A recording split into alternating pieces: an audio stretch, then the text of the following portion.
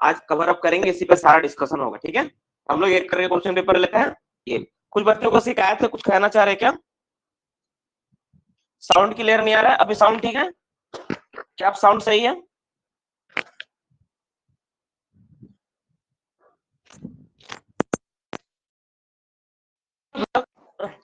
क्या साउंड सही नहीं आ रहा बाबू?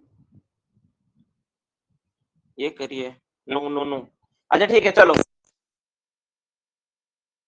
क्या आप साउंड सही है? अब सही है? चलो, तो ऐसे ही क्लास करते हैं। मैं माइक लगा के बात कर रहा था, इसलिए शायद साउंड डिस्टर्ब कर रहा हूँ। चलो ऐसे ऐसे ही बात करते हैं, ऐसे ही क्लास को लेते हैं। ठीक है, तो सबसे पहले आप सभी को गुड इवनिंग, और क्लास हम लोग स्टार्ट करते हैं। जैसा कि आप देख रहे हैं, 19वां टेस्ट सेट है हम लोगों का, 19 क्वेश्चन सेट है, और इसमें जो 25 बच्चों ने टॉप किया था उसका मैं लिस्ट आप लोगों के पास भेज चुका हूँ। ठीक है, तो इस टेस्ट को भी कंफर्म कर लेते हैं, हम लोग स्टार्ट करते हैं। इसमें क्या लिखा हुआ, पहला क्वेश्चन क्या है? आप लोग जो चाहे आंसर दे सकते हो। Information regarding leave with wages in form. तो लीव विद वेजेस का जो फॉर्म होता है, जो रिकॉर्ड होता है, हम लोग लीव विद वेजेस का इन्फॉर्मेशन किस फॉर्म में देते हैं? हम लोग लीव विद वेजेस का इन्फॉर्मेशन किस में देते हैं? इसका आंसर क्या हो जाएगा? सी। करेक्ट आंसर क्या होगा? C. C option is the correct, C option हो जाएगा। Next question, first notice of IME and PME, ठीक है, किस फॉर्म में कब दिया जाता है? तो नोटिस पीएमई और आईएमई का कब देते हैं? फॉर्म में देते हैं पहला नोटिस, और 20 दिन पहले देते हैं हम लोग। इसका क्या हो जाएगा? डी ऑप्शन हो जाएगा। Next, when the mines rule comes in force and और इंप्लीमेंट, कब माइंस रूल को फोर्स में लाया गया तो कब इंप्लीमेंट हुआ था? इसका जवाब क्या आ जाएगा? इसका भी 2 जुलाई 1955 हो जाएगा। ये सब क्लास में पढ़ा दिया गया है, डिस्कशन भी बहुत बार हुआ है, समझाया भी गया है। ठीक है, चलो, ये सब में आप गलत नहीं किए, मुझे पूरा यकीन है। Under which section of the mines act 1952 the mines rule is prepared? तो माइंस एक्ट के किस सेक्शन के अंतर्गत माइंस रूल बना है? तो क्लास जब स्टार्ट किए थे, मैंने पहला ही क्लास में आपको समझाया था कि सेक्शन 58 में आप जब पढ़ोगे तो उसमें आपको देखोगे माइंस रूल, जितना भी तरह का रूल है सबका प्रावधान माइंस एक्ट का सेक्शन 58 में दिया हुआ है। किसी माइंस में कैंटीन के लिए कितने ऑर्डिनरी एम्प्लॉय की आवश्यकता होती है? तो कोई माइंस में जाके कैंटीन तो ऐसे नहीं बनाएंगे हम लोग, उसमें चाहिए आदमी का संख्या कितना होना चाहिए? मोर देन 250 आदमी। इसका आंसर क्या हो जाएगा? करेक्ट, सी हो जाएगा। नेक्स्ट क्वेश्चन, कैंटीन में वुडन वर्क होना चाहिए, वर्क लिखा हुआ है, वर्निश, ठीक है, and the point over the iron steel कब किया जाएगा? तो सिंपल है, वुडन वर्क जब दिया हुआ है आपको समझ में आ गया होगा कि ये 3 साल में एक बार करके सब काम होता है, ऐसा काम नहीं होता। इसका आंसर क्या हो जाएगा? डी हो जाएगा। चलो, इसके बाद हम नेक्स्ट में आते हैं। सारा सवाल बहुत सिंपल था। ठीक है, compensatory day of rest, rest maximum कितने दिनों के अंदर दे दिया जाएगा? तो कंपनसेंट्री डे ऑफ रेस्ट होता है, जो आपको रेस्ट मिलना चाहिए, वो कितना महीना के अंदर दे देने का प्रावधान है? तो 2 महीने के अंदर आपको दे देना चाहिए। यानी करेक्ट आंसर क्या हो जाएगा? ए हो जाएगा। बोला है किसी दिन सॉरी मैक्सिमम किसी दिन के काम की अवधि चीफ इंस्पेक्टर द्वारा लगाई गई शर्तों पर कितने समय तक बढ़ाने की अनुमति दे सकेगा? तो चीफ इंस्पेक्टर वाला आपको याद होगा, सरफेस और ओपन कास्ट के लिए बोला गया था, तो मैक्सिमम कितना घंटा हो सकता है? तो बी। कितना हो सकता है? 14 घंटे के लिए हो सकता है। सरफेस पर मैक्सिमम वीकली, ठीक है, वर्किंग आवर कितना होगा? सरफेस पर अगर कोई व्यक्ति काम करता है तो मैक्सिमम वीकली आवर कितना कर सकता है कोई व्यक्ति? इसका आंसर करेक्ट हो जाएगा, सी हो जाएगा, 48 आवर। अंडरग्राउंड के लिए भी सेम है, दोनों के लिए सेम होता है, तो दोनों के लिए सेम आंसर हो जाएगा। नेक्स्ट 10 नंबर पर आते हैं। नंबर ऑफ सिक लीव, ठीक है, प्रोवाइडेड इन 1 कैलेंडर ईयर, एक कैलेंडर ईयर में देखा जाए तो कितना सारा सिक लीव मिलता है किसी को? कितना मिलता है डियर स्टूडेंट? वेरी गुड, कितना मिलता है? तो करेक्ट आंसर क्या होगा? बी होगा, 15 टू सिक लीव मिलता है।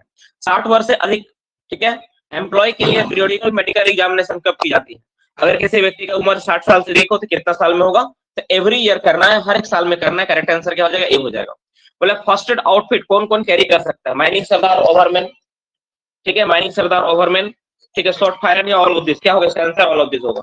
मुझे 1 मिनट टाइम दीजिए, मेरे प्ले एक अर्जेंट कॉल आ रहा है, मैं बात कर लेता हूं। हेलो, हाँ हाँ,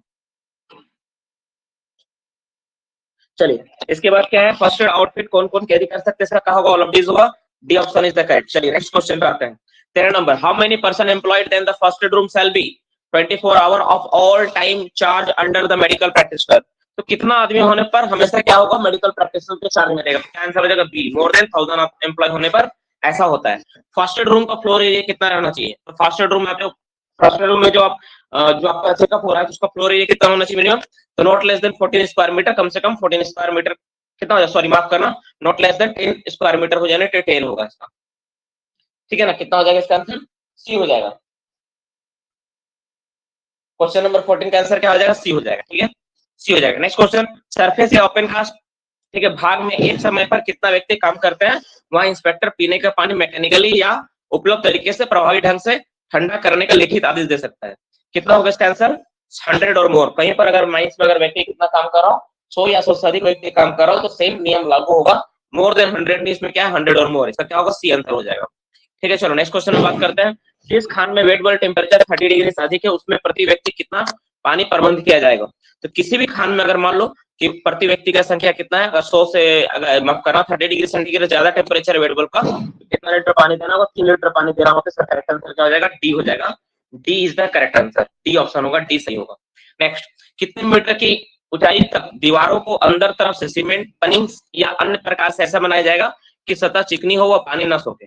ये जो सवाल है इसमें एक चीज मिसिंग है, ये लेकिन पढ़ने से समझ में आ गया होगा। ये बात किससे से? ये वॉशरूम के बारे में बोला गया, लेटरिन रूम के बारे में बोला गया। ठीक है, इसका क्या आंसर हो जाएगा? 1.25 मीटर, सी आंसर हो जाएगा। जो बच्चा अच्छे से पढ़ा इसका आंसर जरूर मारा होगा। ये सवाल पढ़ के समझ में आ गया होगा कि ये सवाल किस पार्ट का है। चलो next question, canteen managing committee की मीटिंग कब होती है? तो कैंटीन मैनेजिंग कमेटी का मीटिंग कब होता है? क्या इसका आंसर हो जाएगा? कैंटीन मैनेजिंग कमेटी का मीटिंग कब होता है? तो कैंटीन मैनेजिंग कमेटी जो भी हो, हर महीना में एक बार करके उसका मीटिंग होना चाहिए, तो डी नंबर हो जाएगा। ठीक है, इसका क्या हो जाएगा? डी हो जाएगा। चलो नेक्स्ट क्वेश्चन पे आते हैं हम लोग अब। चलो, कैंटीन मैनेजिंग कमेटी के लिए चुने गए सदस्यों का कार्यकाल कितना रहता है? तो जो भी कैंटीन मैनेजिंग कमेटी में सदस्य चुना जाता है, जो चुन के आता है ना, जो इलेक्टेड मेंबर होता है, उसका कार्यकाल कितना समय के लिए होता है? तो 2 साल के लिए होता है। इसका आंसर क्या हो जाएगा? सी हो जाएगा। Next, whose duty to establish the harmonious relationship between the management and employee? Employ और मैनेजमेंट के बीच जो हार्मोनियस रिलेशनशिप है बनाने का ड्यूटी किसका है? तो इसका आंसर जब आप पढ़े होगे तो आपको पता चल गया होगा, इसका आंसर डी होगा। How many members of the field safety committee from the workman representative of the trade union? Trade union द्वारा कितना फील्ड सेफ्टी कमेटी का मेंबर होता है? तो इसका आंसर क्या हो जाएगा? करेक्ट, बी हो जाएगा। 5 मेंबर चाहिए जो ट्रेड यूनियन द्वारा रिप्रेजेंटेटिव होते हैं। सवाल बहुत इंटरेस्टिंग है ना, सारे सवाल बहुत इंटरेस्टिंग है।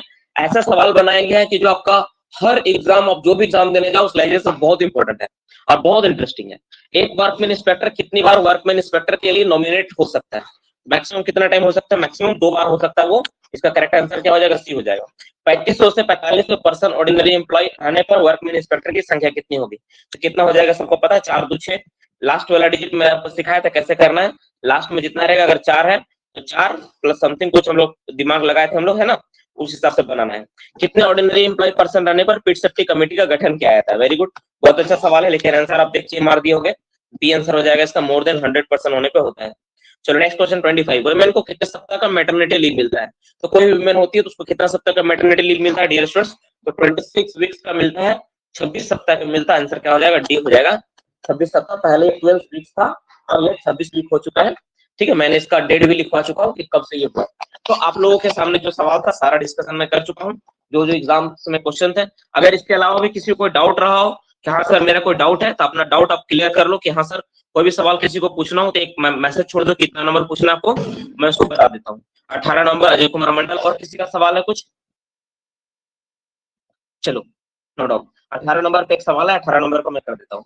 17 नंबर पे भी है, चलो 17 और 18 नंबर पे क्लियर कर दे रहा हूँ। देखो 17 नंबर में क्या बोला है कि जब कोई, देखो यहाँ पे सीमेंट पनिंग यूज किया ना, तो ये वर्ड में ये लेटरिन के लिए आया है ना, लेटरिन के लिए। इसमें 1.25 मीटर तक हम लोग दीवार को क्या करते हैं, हम लोग पॉलिश करके रखते हैं, पूरा सीमेंटेड करके रखते हैं। ठीक है, और कैंटीन मैनेजिंग कमेटी का जो मीटिंग जो होता है वो हर महीना होता है, और उसका जो ये होता है क्या बोलते हैं उसका, ये अरे यार क्या बोलते हैं उसको, जो ऑडिट होता है वो साल भर में होता है। ठीक है, 18 नंबर में क्या होता है, जो मीटिंग होता है हर महीना होता है और ऑडिट साल भर में एक बार होता है। यही डाउट हुआ होगा आप लोगों को कि 1 सीनियर्स पढ़े थे हम लोग। 17 का बी, 17 का बी या सी? सी होगा, सी होगा। मिनिमम 1.25 मीटर होना चाहिए। चलो सभी को कोई डाउट नहीं है, सवाल बहुत इंटरेस्टिंग था, बहुत शानदार क्वेश्चन दिया गया था। अच्छा एक चीज गड़बड़ हुआ है आज, इसको मैंने अपलोड नहीं किया, मैं फिर से इसको अपलोड कर देता हूँ। ठीक है, चलो बाबू,